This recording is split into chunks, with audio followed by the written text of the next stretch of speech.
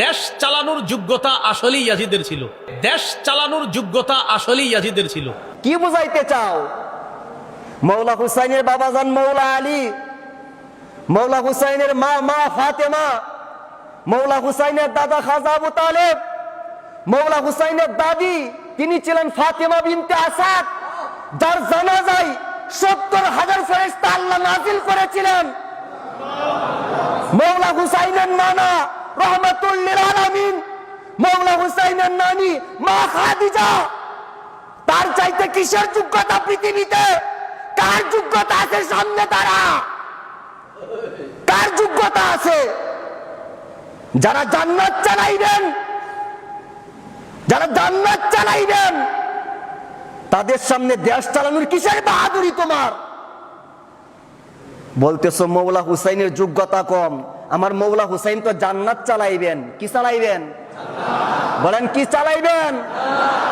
এজিদের বাপ মুয়াবিয়া, এজিদের মা খ্রিস্টান, এজিদের দাদা আবু সুফিয়ান। উহুদের যুদ্ধের দিন আবু সুফিয়ান বলেছিল আমেনাকে, আমেনা বুঝেন? আমেনা মানে দয়াল নবীর মা। কয় আমেনার কবর খোঁড়ো, লাশ তুলো, আগুন দিয়ে পুড়িয়ে দাও। আর রাহিকুল মাখতুম নিয়ে আসেন। আবু সুফিয়ান বলেছিল আমেনার কবর খোঁড়ো, লাশ তুলো, আগুন দিয়ে পুড়িয়ে দাও। এজিদের দাদা সেই আবু সুফিয়ান। এজিদের দাদি হিন্দা। হিন্দাকে আমার দয়াল নবীজির চাচা হযরত আমির হামজা রাদিয়াল্লাহু তাআলা ওনাকে শাহাদাতের পেয়ালা পান করিয়ে বুক চিরে কলিজা বের করে চিবিয়ে খেয়েছিল। তার নাম হিন্দা। আজকে তাদের প্রতি আপনার এত দরদ, এত ভালোবাসা। ইমাম হুসাইনের চরিত্র A to Z সার্টিফিকেট দিয়েছেন কে? আল্লাহ। ইন্নামা ইউরিদুল্লাহু লিইউযহিবা আনকুমুর রিজসা আহলাল বাইতি ওয়া ইউতাহহিরাকুম তাতহীরা। আমার আল্লাহ বলেন এই 5 জনের চরিত্রের সার্টিফিকেট আমি আল্লাহ কোরআনের মধ্যে দিয়ে দিলাম। ইমাম হুসাইন পাক না না পাক? বলেন পাক। সার্টিফিকেট দিয়েছেন কে? সার্টিফিকেট দিয়েছেন কে? এজিদ এমন কোন রাত নাই যে রাতে মদ খাইতো না। এমন কোন রাত নাই যে রাতে পর নারীর সাথে ঘুমাইতো না। এজিদ কি করত? মায়ের সাথে বিয়ের প্রচলনের ব্যবস্থা করেছে। যেই সমাজে যেই ইমাম একবার এজিদের পক্ষ নিবে লাথি মারবেন, ডাইরেক্ট লাথি মারবেন। বেটা এজিদের পক্ষ নাও, এটা হুসাইনের বাংলাদেশ। এটা কার বাংলাদেশ? বলেন কার বাংলাদেশ? এজিদ মদ খাইতো। জিজ্ঞেস করা হইতো কিরে মদ খাও কেন? সে বলতো মুহাম্মদি শরীয়তে হারাম, ঈসা শরীয়তে জায়েজ।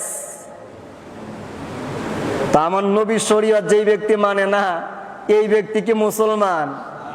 কথা বলেন, এই ব্যক্তি কি মুসলমান? না। এজিদের যোগ্যতা তাদের কাছে। এজিদ 3 বছর ক্ষমতায় ছিল। প্রথম বছর, কোন বছর? প্রথম বছর এজিদ ইমাম হুসাইন রাদিয়াল্লাহু তাআলা আনহু উনাকে হত্যা করছেন। শুধু উনাকে হত্যা করেন নাই, 6 মাসের বাচ্চা শিশু আলী আসগরকে পর্যন্ত হত্যা করেছেন। আমার নবী কমপক্ষে 27টা যুদ্ধ করেছেন, নিজে নেতৃত্ব দিয়েছেন। একদিনও তো একটা শিশু বাচ্চা হত্যা করে নাই। কারো ফসলে আগুন লাগায় দেয় নাই। কারো মন্দিরে আমার নবী আক্রমণ করে নাই। কারবালার পরে আমার দয়াল নবীর বংশকে হাঁটিয়ে হাঁটিয়ে নেওয়া হয়েছে, তাদের পর্দা কেড়ে নেওয়া হয়েছে। তারপরেও যদি আপনারা মুসলমান বলেন তাহলে কাফের কে? মদিনায় এজিদ 2য় বছর আক্রমণ করছে। আর দয়াল নবীর মসজিদে নববীর মধ্যে সে আক্রমণ করছে।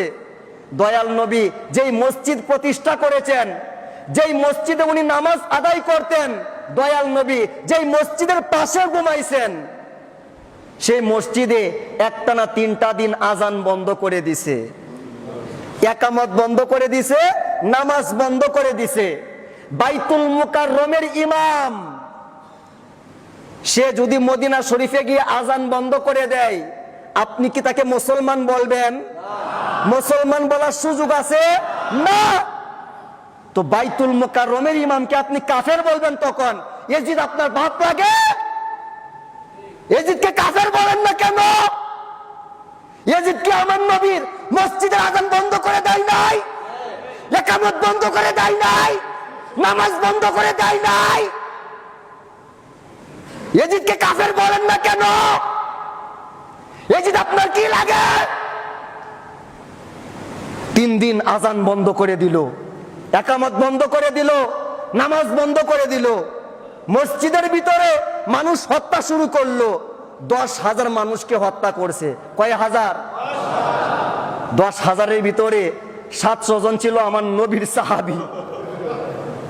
আজকে বেটা বলো সাহাবীদের সমালোচনা করা জায়েজ নাই, সাহাবীকে হত্যা করছে সে তোমার বাপ লাগে?